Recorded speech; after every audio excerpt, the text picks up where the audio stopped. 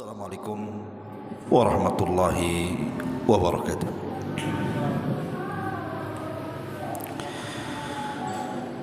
Alhamdulillah wassalatu wassalamu ala Rasulillah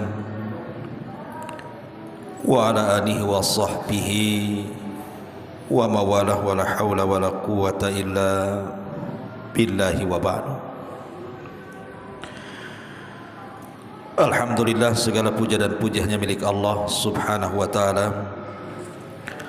Salawat dan juga salam tahdiahkan kepada Rasul kita Nabi besar Muhammad sallallahu alaihi wa ala alihi wasallam.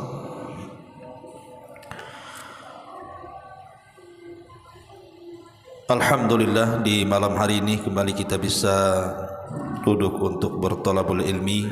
Salawat dan juga salam demi keberkahan majlis di malam ini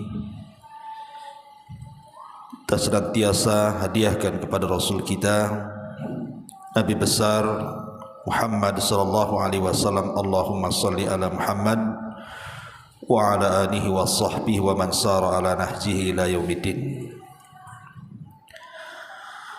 Ma'asyiral muslimin yang dimuliakan Allah subhanahu wa ta'ala, malam ini kita akan membahas surah Al-Muzammil ayat 1 sampai 7. A'udzubillahi minasyaitonir rajim. Bismillahirrahmanirrahim. Ya ayyuhal muzammil qumil laila illa qalila nisfahu aw inqus minhu qalila aw zid alaihi wa rattilil qur'ana tartila.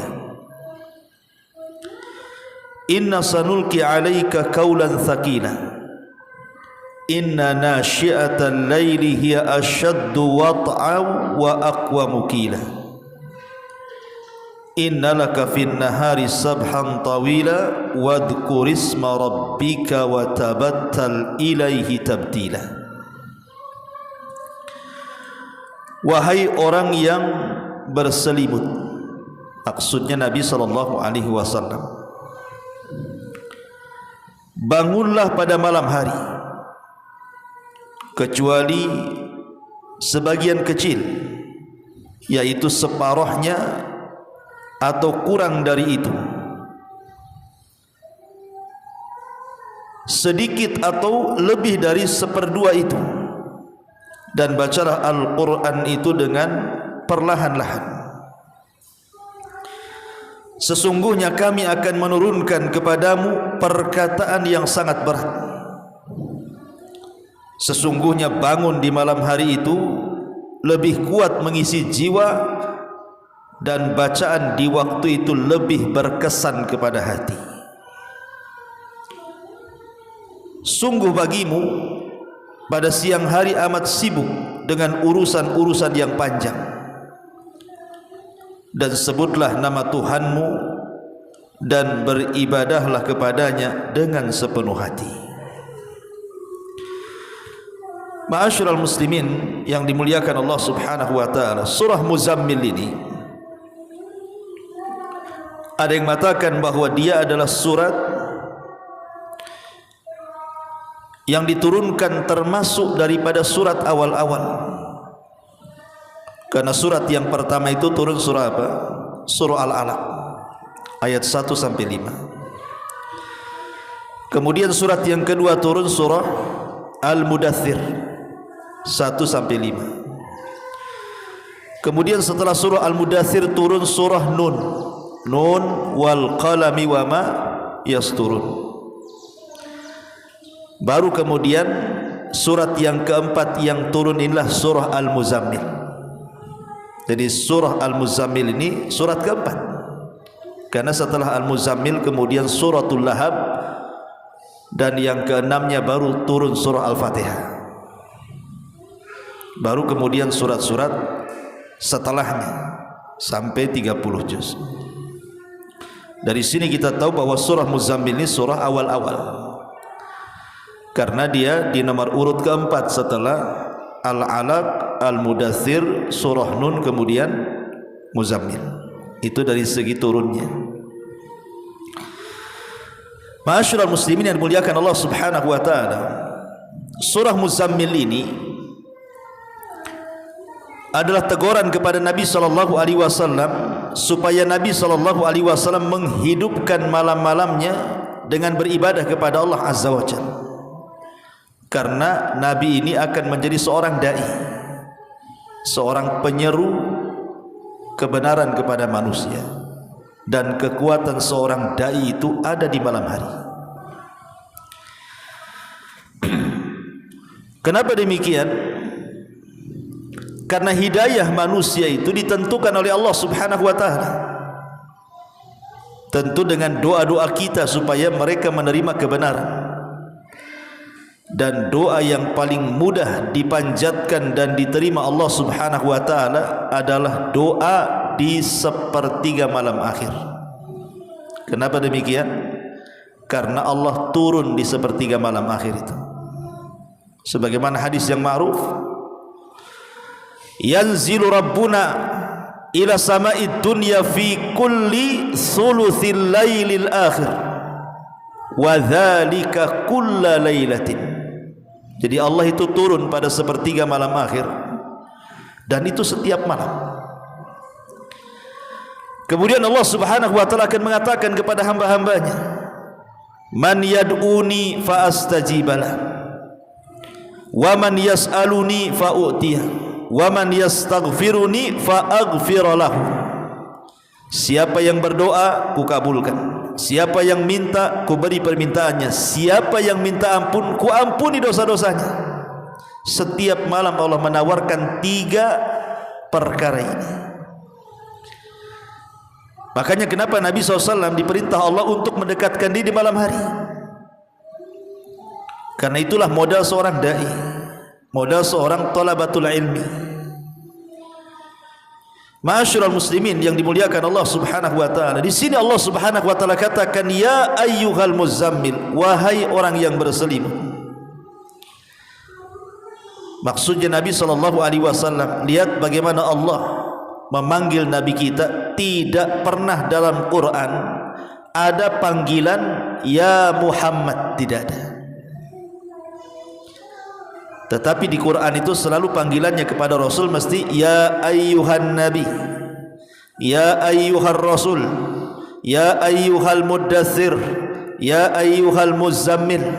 Selalu dalam Quran itu, tidak ada langsung menyebut ya Muhammad. Beda dengan nabi-nabi yang lainnya, Allah Subhanahu wa taala menyebut namanya. Ya Musa, ya Isa, ya Ibrahim, ya Daud. Selalu kita lewat dalam Quran itu Allah menyebut namanya langsung. Dan ini sebuah kemuliaan. Allah Subhanahu wa taala tidak menyebut namanya, tapi menyebut gelarnya. Di sini Allah mengatakan ya ayyuhal muzammil qumil laila illa qalila. Bangunlah di malam hari. Bangunlah di malam hari, kecuali sebagian kecil. Nisfahu awin qus minhu qalila aw zid alaihi warattilil qur'ana tartila. Jadi Nabi SAW disuruh untuk menghidupkan malam itu dengan 2 cara. Pertama, separuh tidur, separuh menghidupkan malam. Nisfahu artinya separuh tidur sampai separuh malam, kemudian dari separuh malam bangun sampai fajar. Nisfahu awingkus minhu qalilan au zid. Allah mengatakan atau kau tambah enggak apa-apa. Kalau ditambah dari separuh berarti menjadi 2/3. Karena malam itu kan dibagi 3, ada sepertiga malam awal, ada sepertiga malam tengah, ada sepertiga malam akhir. Dan malam itu dimulai dari terbenamnya matahari sampai terbit fajar. Berarti sepertiga malam awal dari maghrib ke isya, sepertiga malam tengah dari isya ke pertengahan malam, baru kemudian sepertiga malam akhir sampai fajar. Jadi Nabi SAW diperintahkan Allah untuk tidur separuh malam atau 2/3 malam. Karena di sini Allah mengatakan nisfahu awingkus minhu qalila au zid alaihi. Boleh kau tambah dari separuh itu menjadi sedikit lagi. Kata para ulama maksudnya Nabi SAW boleh tidur di waktu malam itu, menghabiskan waktunya separuh malam atau 2/3 malam. Baru setelah itu bangun. Berarti cara tidurnya Nabi SAW, habis isya tidur, kemudian jam 12 bangun, kemudian tidak tidur lagi sampai fajar, atau dilebihkan 2/3 mungkin sampai jam 2, baru kemudian setelahnya bangun sampai fajar. Itu cara tidur Nabi. Kalau cara tidur kita kan tidak ya. Memang tidurnya jam 11, bangunnya adzan subuh, yang bangun, yang tak bangun bablas. Di sini ma'asyiral muslimin yang dimuliakan Allah Azza wa Jalla, ketika turun surah Muzammil ini, maka Nabi SAW sejak itu tidak pernah nyenyak tidur. Walaupun tidur, yang tidur itu matanya saja, hatinya tidak tidur. Surah Muzammil ini memang agak aneh, unik gitu ya, karena satu-satunya surat di mana akhir daripada surat menghapus awalnya. Jadi akhir surat ini menghapus hukum awalnya. Hukum awalnya mengatakan qumil laila, ini perintah. Dan dalam bahasa usul al-amru tufidul wujub. Perintah itu asalnya wajib. Artinya solat malam itu ketika awal diperintahkan wajib bagi Rasul dan juga wajib bagi umatnya. Mereka wajib solat malam. Tapi kemudian di akhir-akhir ayat surah Muzammil dihapus kewajiban itu. Dihukum dimansuh, dihapus hukum wajib bagi umatnya, tetapi bagi Nabi SAW tetap wajib. Jadi solat malam bagi kita sunnah, tapi bagi Nabi itu wajib.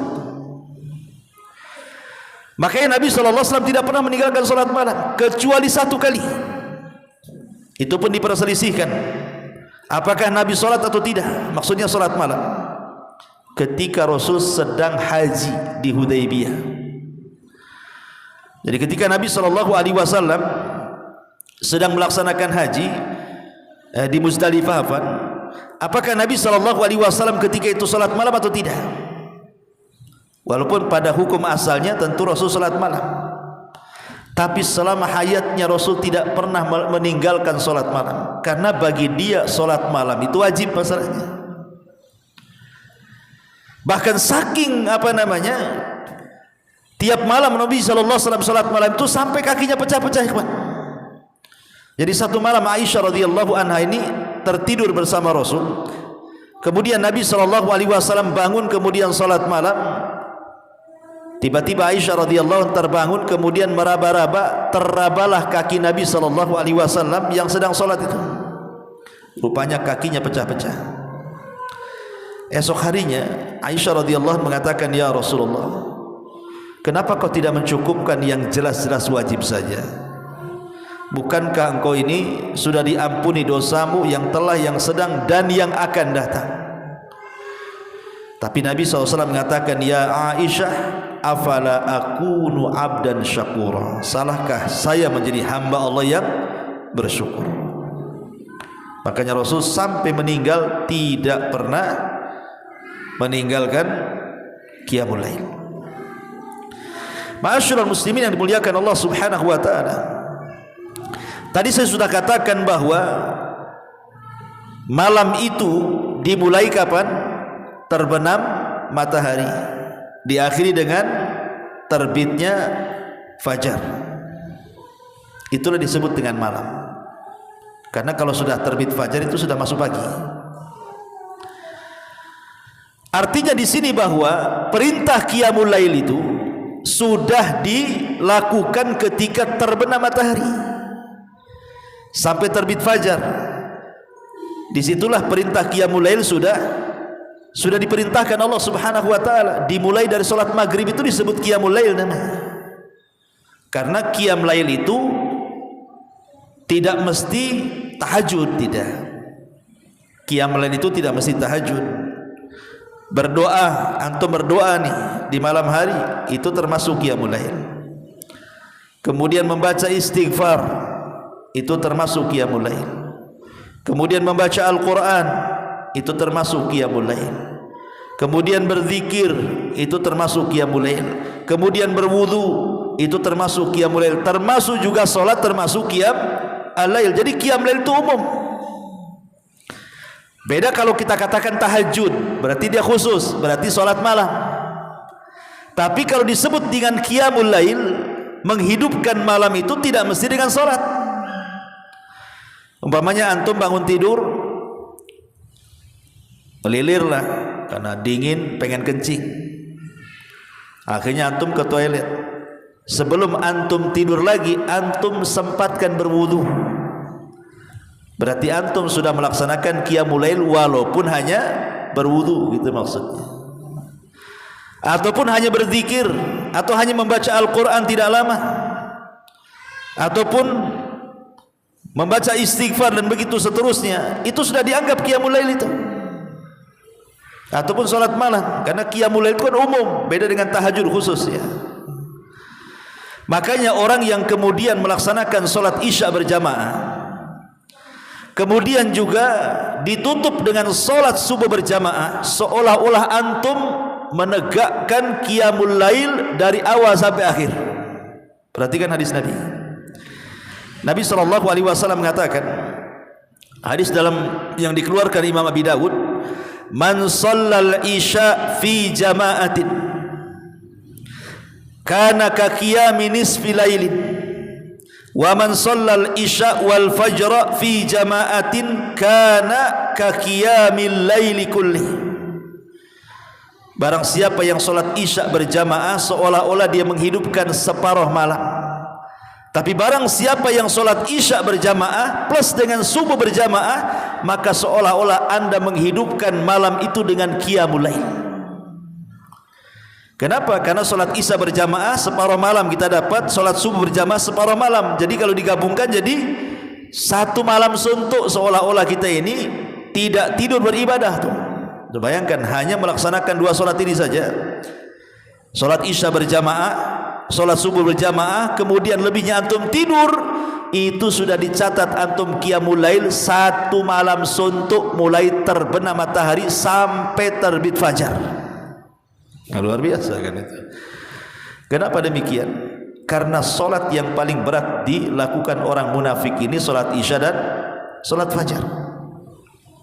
Nabi SAW mengatakan, inna athqala salatin 'alal munafikin salatul isya wa salatul fajri. Salat yang paling berat dilakukan orang munafik itu adalah salat isya dan salat fajar. Kenapa? Kenapa salat isya kok berat? Karena salat isya ini kalau orang sudah kerja capek di siang hari, itu mulai ngerayap ngantuknya itu di waktu isya. Nah, mulai dia ngantuk kan itu. Kenapa kemudian di sholat subuh? Karena sholat subuh itu asik-asiknya tidur itu. Asik-asiknya tidur kan subuh tuh, karena di situ kan mulai dingin tuh cuaca tuh kan. Makanya orang susah bangun. Lah ketika kemudian kita menjaga dua sholat ini dengan cara berjamaah, maka Allah Subhanahu wa taala berikan hadiah dengan cara apa? Seolah-olah kita menghidupkan malam semuanya. Asal syaratnya isya jamaah, subuh jamaah. Ma'asyiral muslimin yang dimuliakan Allah Azza wa Jalla.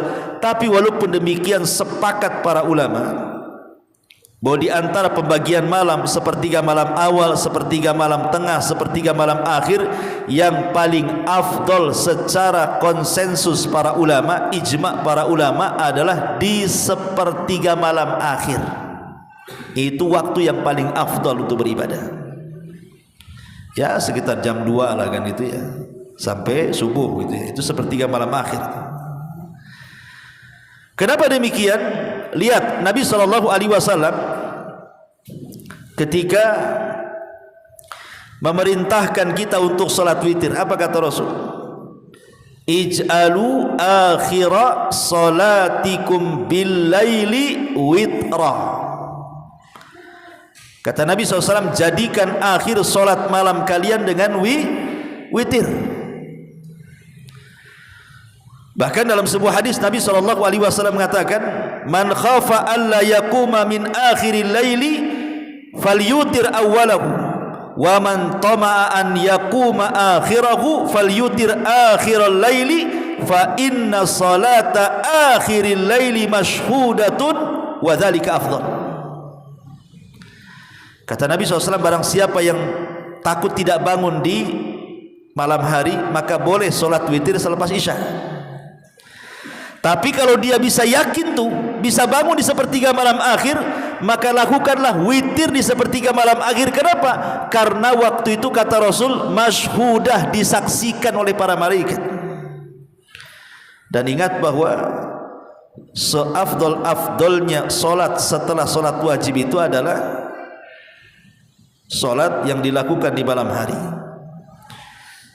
Dan solat yang dilakukan di malam hari yang paling afdol, tahajud dengan witir, itu adalah witir. Itu yang paling afdol dari semua solat sunnah. Solat witir itu solat yang paling afdol setelah solat wajib. Dan solat witir itu solat yang paling singkat dibandingkan semua solat sunnah. Walaupun demikian tetap yang paling afdal tuh. Kenapa?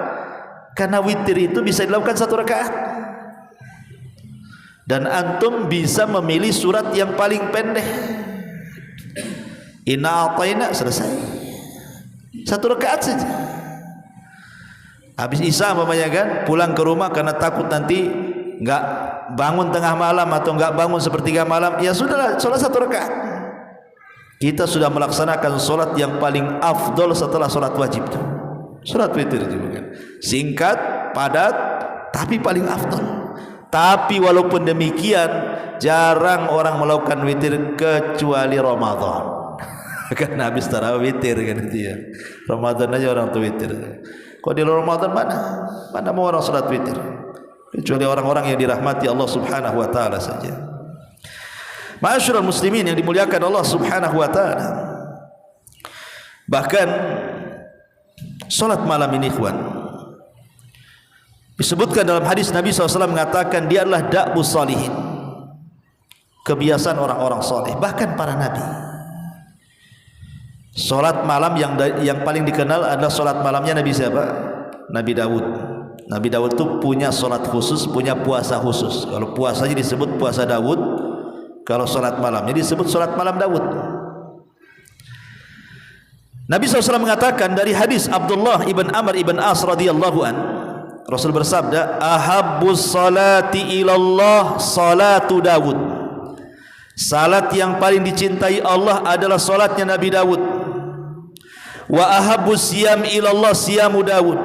Begitu juga puasa yang paling dicintai Allah adalah puasa Daud. Bagaimana dia salat malamnya? Kana yanamu nisfal laili wa yaqumu thuluthahu wa yanamu sudusahu wa yasumu yauman wa yuftiru yauman. Beliau tidur setengah malam, kemudian bangun qiyam lail sepertiga malam, dan tidur lagi 1/6 malam, kemudian beliau berpuasa selang-seling, 1 hari puasa 1 hari tidak. Dari sini kita tahu bahwa solat malam itu kebiasaan para nabi, termasuk Nabi Daud di sini, dan juga kebiasaan orang-orang soleh. Salat malam itu kebiasaan orang-orang soleh.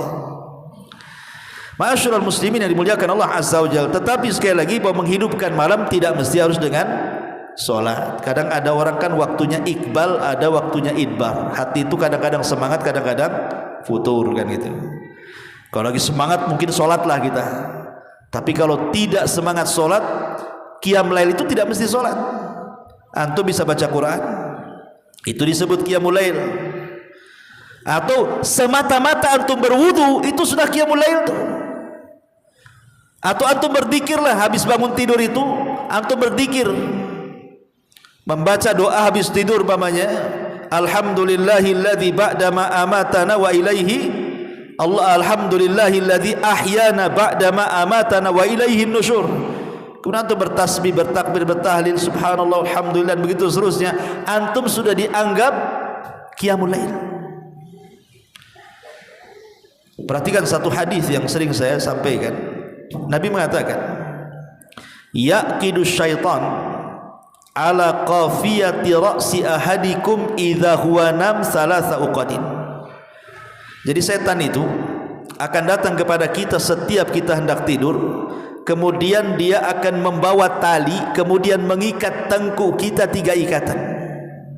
Dan itu setiap malam ada setan itu yang bawa tali itu. Nah, cuman kan gak nampak aja setan bawa tali itu. Oh, nampak ya, kita kejarlah, ambil talinya. Jadi setan itu bawa tali untuk apa? Untuk mengikat tengkuk kita. Dan saya katakan ikhwan, setan itu tidak bisa menguasai ubun-ubun kita. Sering saya katakan, kalau orang barat membagi otak itu, mereka ada istilah otak kanan, otak kiri.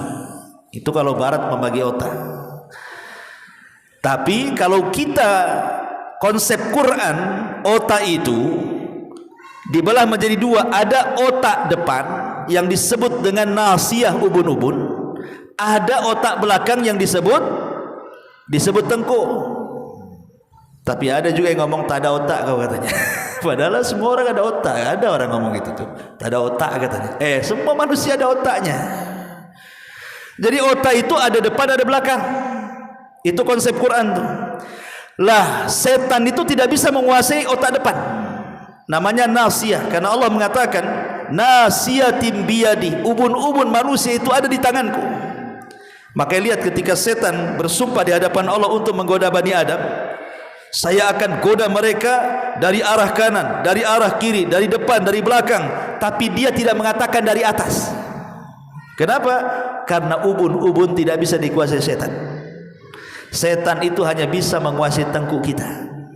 Dari belakang dia enggak gentle, dia main belakang dia mengikat belakang aja dia. Diikat tuh. Berapa ikatan kata Rasul? Salasu uqadin, 3 ikatan. Kullu uqdatin makana alaika lailun tawilun. Setiap setan itu mengikat tengkuk kita 1 ikatan tuh, maka setan akan memantra-mantrai itu dengan mengatakan lailun tawilun farqud, malam masih panjang, tidur. Nah, itulah mantranya setan tuh. Kemudian diikat lagi, ngomong gitu lagi, maka naha alaika lailun tawilun, tetaplah kau tidur, nyenyak-nyenyakkanlah, nyaman-nyamankanlah, malam masih panjang. Itu mantra keduanya. Diikat lagi yang ketiga, sama juga mantranya kayak gitu tuh. Tidur, tidur, itu mantranya tuh. Mantranya setan. Pada ada subuh masih di mantra-mantra aja. Tidur, tidur, oh iya, masih malam. Gimana enggak malam? Ya. Gorden hitam, lampu mati kan itu. Gelap semua. Alarm sengaja tadi hidupin. Dihidupin Pak, dibanting sama dia. Jadi setan itu senantiasa membuat kita tidak bangun tidur. Tetapi kata Nabi SAW, kalau dia terbangun nih, seorang yang beriman, kemudian dia fadzakarallah, pertama dia berzikir kepada Allah, hilang 1 ikatan. Dia langsung bangun, kita berdoa, alhamdulillahilladzi ahyana ba'da ma amatana wa ilaihin nusyur. Zikir itu hilang 1 ikatan. Kemudian setelah dia berzikir, ambil air, berwudu dia. Kata Rasul, wa idza tawaddaa halat uqdatun, apabila dia berwudu hilanglah 2 ikatan. Kemudian habis wudu, salat dia. Wa in shalla halat uqdatun, apabila dia salat maka 3 ikatan hilang 3-tiganya. Dari sini kata para ulama menunjukkan apa? Di sini ada zikir, ada wudu, ada salat. Jadi qiyam lail itu tidak mesti salat kan itu ya. Pamannya malas ya sudahlah kita banyak baca Quran saja. Karena baca Quran bagian daripada zikir. Atau kalau malas baca Quran, ya zikir sajalah, subhanallah, subhanallah, subhanallah. Atau kalau malas banyak-banyak istighfar ajalah. Jadi qiyam lail itu banyak pilihan. Tapi kalau kita bisa menggabungkan semuanya, kita bisa berzikir, habis itu kita wudu, habis itu kita qiyamul lail, maka semua ikatan setan hilang. Dan di pagi hari kata Nabi SAW, maka dia akan terbangun nasyitan thayyiban nafsi, wa illa asbah khabithun nafsi kaslan, kata Rasul. Kalau dia tidak melakukannya, maka jiwanya akan jahat. Tapi kalau dia melakukannya, berzikir, wudu, kemudian salat malam, maka jiwanya akan baik dan hidupnya akan semangat dan terarah kemana dia harus melangkah hari itu. Tapi orang yang tidak pernah qiyamul lail, ikhwatu fiddin, hidupnya rungsek biasanya. Kata ulama, orang kalau tidurnya bangun jam 6, bangun jam 7, bablas begitu saja malam itu, orang seperti ini orang yang paling banyak masalah. Ada aja masalah tuh, nggak berhenti masalahnya. Kadang masalah itu tidak tahu dari mana datangnya, tahu-tahu ada aja masalah tuh.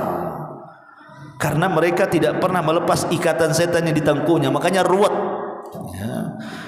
Coba bayangkan kalau satu malam 3 ikatan, 2 malam 6 ikatan, 3 malam 9 ikatan, 100 malam apa enggak? Ini kan benangnya udah ngumpul, cemana dari benangnya tuh. Udah banyak kali ditengkuknya diikat sama setan, enggak bisa bergerak lah kan begitu di situ. Makanya di sini ma'asyiral muslimin yang dimuliakan Allah Azza wa Jalla, lihat bagaimana pentingnya kita ini qiyamul lail. Bahkan Jibril alaihi salatu wassalam, Jibril ini kalau turun menemui Rasul, tidak mungkin turun kecuali membawa perintah yang besar. Tak mungkin Jibril turun hanya ngajak ngobrol Nabi saja kan, enggak mungkin, mustahil. Lain dengan kita, Pak Edi turun ngobrol aja, ya kan gitu. Tapi kalau Jibril kan tidak bisa main dipanggil-panggil kayak gitu kan. Jibril turun saya mau ngobrol, nggak mungkin ya. Pasti Jibril itu kalau turun atas perintah Allah dan membawa perkara besar kepada Nabi SAW. Satu hari Jibril turun menemui Nabi SAW, sebagaimana riwayat Imam Hakim dalam Mustadraknya dari hadis Salim bin Sa'ad radhiyallahu anhu. Ja'a Jibril ila Rasulillah SAW, datang Jibril kepada Nabi SAW, faqala, dan dia mengatakan, ya Muhammad, ish ma syi'ta fa innaka mayyitun, wa ahbib man syi'ta fa innaka mufariq, wa'mal ma syi'ta fa innaka majziyun, wa'lam anna syarafal mu'min qiyamuhu bil laili wa izzuhu istighna'uhu anin nas. Kata Jibril, wahai Muhammad, hiduplah sesuka hatimu karena engkau pasti akan mati. Cintailah orang yang kau cintai sesuka hatimu, karena pasti orang yang kau cintai akan berpisah dari kamu. Dan beramalah sesuka hatimu, karena pasti semua amalan akan ada balasannya di hadapan Allah. Kemudian syahidnya di sini, ingat, kata Jibril, wa'lam, ingat, anna syarafal mu'min, kemuliaan seorang mukmin itu adalah qiyamuhu bil laili, ketika dia bisa menegakkan salat malam. Tidak mesti salat, pokoknya qiyam lail. Qiyam lail itu saya katakan tadi kan, tidak mesti harus salat, baca Quran qiyam lail, berwudu qiyamul lail, atau antum sedekah di malam hari termasuk qiyamul lail juga tuh. Seperti yang dilakukan siapa? Zainul Abidin, cucu Nabi sallallahu, cicit Nabi sallallahu alaihi wasallam, putra daripada Husain ibnu Ali. Itu kalau sedekah malam-malam, ikhwan. Jadi setiap malam dia bawa gandum, dia cari tuh orang-orang fakir Madinah. Setiap malam sebanyak 70 rumah fakir digendong sendiri, diletakkan di rumah fakir, nanti ambil lagi, diletakkan lagi. Setiap malam 70 fuqara Madinah diinfakin dia. Walaupun demikian, kadang-kadang ada orang fakir itu yang tak tahu berterima kasih, menuduh Zainul Abidin itu bakhil katanya. Kenapa? Karena tak tampak sedekah. Kaya tak tampak sedekahnya. dibilang bakhil. Pada setiap malam dia gendong gandum tuh. Tapi orang-orang menganggap dia bakhil. Kalau orang kaya sekarang kan tidak. Kalau bagi sembako aja wajib diviralkan. Ada kamera-kamera CCTV tersembunyi mesti ada tuh. Apalagi sekarang dunia prank, ya, perang ke prank, perang-prank lah, kan itu ya. Kadang ngeprank orang gitu kan. Sok-sok ya sebenarnya kontennya baik, ingin menolong orang. Tapi dia tidak sadar ketika dia memvideokan umpamanya kan.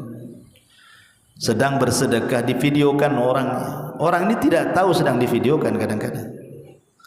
Akhirnya tersebar mukanya. Orang yang tidak tahu dia miskin jadi tahu miskin kan itu. Kadang-kadang orang yang seperti ini dipermalukan juga. Konten-konten seperti ini baik, tapi apakah harus terus membuat konten? Dan saya yakin orang seperti ini dipertanyakan keikhlasannya. Kalau hanya untuk konten saja, hanya nyari cuan saja ya, memang tujuannya bukan sedekah kan begitu. Nyari subscriber aja yang paling banyak kan itu. Tapi lihat bagaimana dahulu orang infak itu, Zainul Abidin ketahuan infak itu setelah dia meninggal mana. Jadi dikasih tahu orang yang memandikannya bahwa punggungnya itu rusak karena setiap malam bawa gandum. Dan terbukti setelah dia meninggal tidak ada satu gandum yang ada di depan-depan orang kaya itu. Ada. Oh berarti tahu selama ini siapa yang infak kepada mereka. Zainul Abidin. Nah, ini buat kalau dilakukan di malam hari ya qiyamul lail juga kan begitu. Karena inti qiyamul lail itu kita bangun dalam rangka mendekatkan diri kepada Allah. Tapi itu jangan tiru. Ah, saya ingin tiru kayak Zainul Abidin. Beras satu karung cari ruli jam 2 kan. Antum masuk ruli antum diteriaki baling beras paling. Padahal itu sedekah tuh kan. Ya sekarang enggak usah, enggak perlu gitu-gitu. Sekarang ini sudah ada SMS banking. Ya. Transfer saja. Pengemis-kemis saya punya iPad sekarang. Ya mungkin nanti ke depannya itu nggak ada lagi orang ngemis pakai tangan tuh. Langsung dia ngasih nomor rekeningnya. Tolong kirim kan itu ya. Makin maju sekarang ini. Ma'asyiral muslimin yang dimuliakan Allah Azza wa Jalla. Jadi di sini Rasul Jibril alaihi salam mendatangi Rasul dan mengatakan inna syarafal mu'min qiyamuhu bil lail. Sesungguhnya kemuliaan seorang mukmin itu ketika dia bisa menegakkan malam dengan beribadah kepada Allah Subhanahu wa taala. Ma'asyiral muslimin yang dimuliakan Allah Subhanahu wa taala. Dahulu kita akan masuk ke kisah-kisah sekarang. Dahulu ada seorang budak perempuan milik Al-Hasan ibn Saleh ibn Huyai. Jadi ada orang soleh di zaman salaf namanya Al-Hasan ibn Saleh ibn Huyai. Itu punya jariyah, punya budak perempuan. Budak perempuan ini selalu membangunkan tuannya. Kalau sudah datang sepertiga malam akhir, dibangunkan itu tuan-tuannya itu, keluarga tuannya, suruh sholat malam. Dan memang keluarganya Al-Hasan ibn Saleh ini semua istrinya, dia, anak-anaknya sholat malam. Dan yang membangunkan ini biasanya budak wanitanya ini ya, nanti kalau sudah semua tuan-tuannya sholat baru dia sholat. Entah kepepet ekonomi Al-Hasan ibn Saleh ini, akhirnya dijualah budak wanita ini. Padahal itu sebagai alarm dia kan, itu yang selalu membangunkan tiap malam kan budaknya tuh. Dijual nih budak ini, dijual kepada keluarga yang tidak pernah sholat malam. Ya sholat subuh tapi tidak pernah sholat malam. Jadi budak ini selalu sepertiga, karena kebiasaannya di keluarga Al-Hasan ibn Saleh ini, kalau datang sepertiga malam maka dia menggedor pintu kamar tuannya. Wahai tuan bangun, waktunya sholat. Wahai tuan bangun, waktunya sholat. Jadi di keluarga baru ini dia selalu membangunkan, tapi tidak ada satupun yang bangun. Tidak ada satupun yang bangun. Kemudian ditanya, apa kalian tidak pernah sholat malam? Iya, kami tidak pernah sholat malam, kami cukupkan dengan subuh saja katanya. Dari situ dia menangis. Kemudian mencela dirinya. Dia datang kepada majikannya yang pertama namanya Hasan ibn Saleh itu dan mengatakan, kenapa engkau jual kepada ila qaumin su, katanya. Kenapa kau jual kepada keluarga yang jelek akhlaknya, katanya. Kata Hasan Ibnu Saleh, kenapa emangnya? Hum la yusalluna bil lail. Mereka tidak pernah salat malam. Bayangkan orang dulu, orang enggak salat malam itu dibilang keluarga jelek. Orang dulu gitu ya. Orang salaf itu kalau tidak salat malam dibilang keluarga jelek tuh. Kalau sekarang kira-kira apa sebutannya? Sekarang masih untung lah salat subuh tuh. Masih dibilang baik tuh. Baik orang itu, kenapa? Masih nampak subuh. Kalau sekarang ini turun derajatnya. Yang penting subuh nampak dah baik kan itu. Tapi lihat ulama dulu, subhanallah. Ya. Ma'asyiral muslimin yang dimuliakan Allah Azza wa Jalla. Abu Hurairah radhiyallahu an dikisahkan kana yaqumu thulutsal laili wa taqumu imra'atahu thulutsal laili. Idza nama hadza qama hadza fayuhyuna al-laila jami'a. Abu Hurairah ini dia bangun duluan, kemudian salat sepertiga malam. Setelah kemudian dia selesai sholat, dia bangunkan istrinya. Kau sekarang gantian sholat, katanya. Nanti setelah kemudian istrinya sholat selesai, maka Abu Hurairah dengan istrinya sholat bareng-bareng. Itulah kebiasaan Abu Hurairah radhiyallahu anhu. Makanya Rasul mengatakan apa? Rahimallahu rajulan. Kata Rasul, rahimallahu rajulan. Semoga Allah merahmati seseorang, katanya. Qoma minal laili wa aiqadha ahla. Dia bangun tengah malam, kemudian dia bangunkan istrinya. Kalau tidak bangun, dia ambil air diperciki wajahnya. Bangun. Wa rahimallahu imra'atan. Begitu juga Allah rahmati seorang wanita. Qamat minal laili wa aiqadat zaujaha. Dia bangun di tengah malam, dia bangunkan suaminya. Kalau tak mau bangun, dia ambil air diperciki di wajahnya. Bangun. Lihat, Allah mengatakan apa? Rasul mengatakan apa? Dua-duanya dirahmati Allah. Ini kalau suami istri seperti ini kan asik tuh ya. Dua-duanya dimantau. Ini enggak. Ini kalau antum diperciki air sama istri lagi tidur, mungkin istri merciki satu kobokan, antum pula banjur dia satu ember. Dibalas kan itu. Apa-apaan ini kan itu. Ngantuk dibangunin. Karena kita tidak terbiasa sholat malam. Kalau terbangun malam itu kayaknya sayang. Sayang tidur lagi. Gitu. Jadi dalilnya sayang. Sayang 2 jam lagi tidur lagi kan gitu ya. Mau mepet-mepet subuh aja dibilang sayang. Ma'asyiral muslimin yang dimuliakan Allah Azza wa Jalla. Kemudian juga dikatakan oleh Hasan Al-Basri rahimahullah, seorang alim min ulama'i tabi'in.